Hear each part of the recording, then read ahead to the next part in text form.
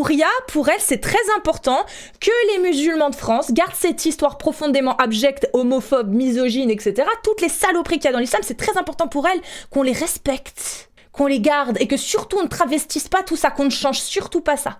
Je trouve ça très très inquiétant comme discours. En tout cas, c'est parfaitement anti-progressiste et ça ressemble beaucoup au discours identitaire et conservateur de l'extrême droite.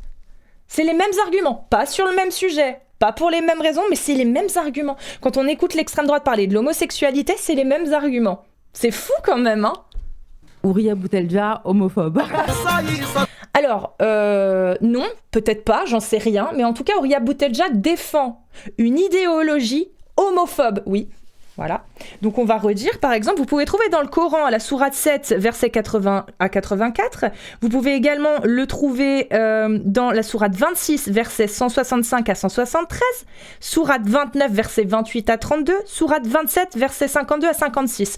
On a exactement ce que Allah pense de l'homosexualité et de l'acte de Odomie. Vous allez lire les tafsirs, donc les explications des savants, les exégèses, voilà, en français, de Ibn Kathir ou Al-Tabari, les plus grands exégètes, ceux qui font pratiquement l'unanimité dans l'islam sunnite. Ils disent tous que Allah condamne à mort l'acte homosexuel, l'acte de Odomie, même sur les non-homosexuels d'ailleurs.